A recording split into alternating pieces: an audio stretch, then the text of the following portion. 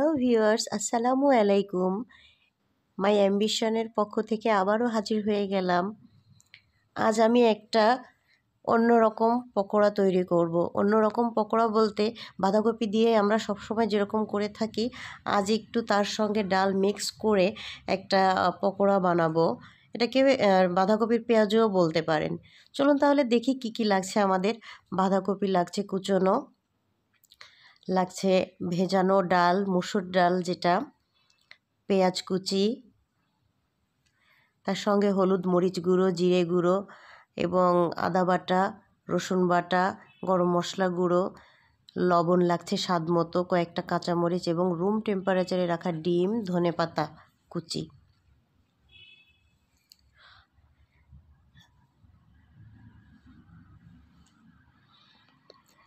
একটু লবণ দিয়ে বাঁধাকপিটা আমি ভালো করে একটু মাখিয়ে নিচ্ছি, একটু সফট করে নিচ্ছি আর কি।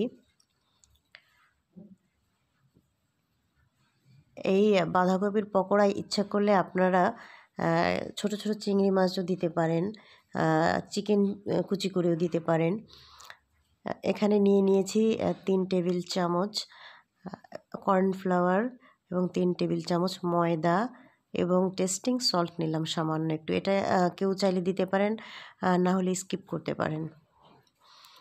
1 কাপ পেঁয়াজ নিয়ে নিলাম। এবারে এটাকে একটু ভালো করে একসাথে মাখিয়ে নিচ্ছি।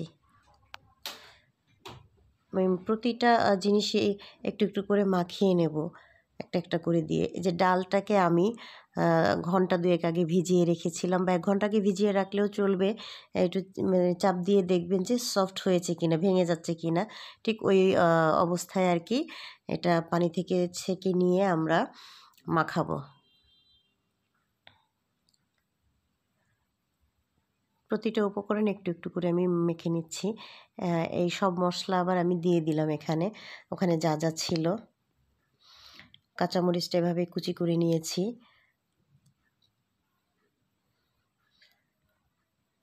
ভিউয়ার্স, এখানে আমি যে যে উপকরণ যতটুকু পরিমাণে নিয়েছি ঠিক এভাবেই নিতে হবে। দিয়ে দিচ্ছি ধনেপাতা কুচি। মাখতে মাখতে আবারও বলে নিচ্ছি যে আমার এই রেসিপিটি যদি আপনাদের ভালো লাগে তাহলে অবশ্যই চ্যানেলটিতে সাবস্ক্রাইব করবেন এবং লাইক কমেন্ট করতে ভুলবেন না। পাশে থাকা বেল আইকনটিও প্রেস করে রাখবেন। ডিম দিয়ে দিলাম লবণ স্বাদ মতো। এবার একটু একটু করে আমি কর্নফ্লাওয়ার এবং ময়দার মিক্স করে রেখেছিলাম, যেটা আমি ড্রাই উপকরণ, আমি ওটা একটু একটু করে দিয়ে দিচ্ছি। সাথে দিয়ে দিচ্ছি একটু টেস্টিং সল্ট। এটা অনলি ফর টেস্ট, কেউ চাইলে এটা দিতে পারেন, না হলে স্কিপ করতে পারেন। এবার আমি তেল দিলাম প্যানে। একটু গরম হওয়ার পরে আমি এভাবে একদম পেঁয়াজের আকৃতি করে, পেঁয়াজও যেভাবে বানাই আমরা ওভাবে ছেড়ে দিচ্ছি। ভয় পাওয়ার কিছু নেই। এটার ময়ানটা দেখে আপনারা ভাববেন না যে এটা ঝুরা ঝুরা থাকবে বা খুলে যাবে। এই যে দেখুন কি সুন্দরভাবে এটা কিন্তু হয়ে যাচ্ছে, ছুটে যায়নি। ডিম দেওয়ার কারণে এবং ময়দা কর্নফ্লাওয়ারের কারণে এটা কিন্তু বাইন্ডিংটা ঠিক থাকবে, কোনো প্রবলেম হবে না। খুব ইজি একটা রেসিপি। অনেকেই বাঁধাকপিটা খেতে খেতে একঘেয়েমি লাগে, ভালো লাগে না শীতকালে। এটা বিকালের স্ন্যাক্স হিসেবে খাওয়া যায়, অনেকে ভাত দিয়েও খেতে পারেন। এবং বাচ্চারা যারা বাঁধাকপি খেতে পছন্দ করে না, অনেকে বড়রাও করেন না অনেকে পছন্দ, এভাবে করে দিলে কিন্তু ভীষণ টেস্টি হবে, অবশ্যই সবাই খাবে।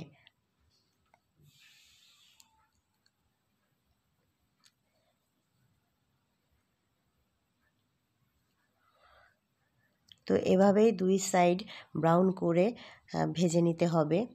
এভাবে একটু একটু করে আমি তুলে নিচ্ছি।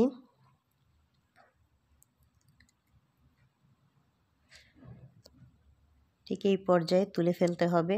খুব সুন্দর মুচমুচে, একটা ক্রাঞ্চি একটা ভাব এসছে এবং খুব মজাদার।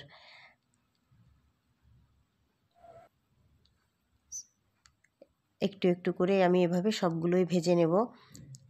সো ভিউয়ার্স, আমার এই রেসিপিটি যদি আপনাদের ভালো লাগে, একটুও ভালো লেগে থাকে, তবে অবশ্যই একটা লাইক দেবেন, কমেন্ট করবেন এবং সাবস্ক্রাইব করবেন চ্যানেলটি।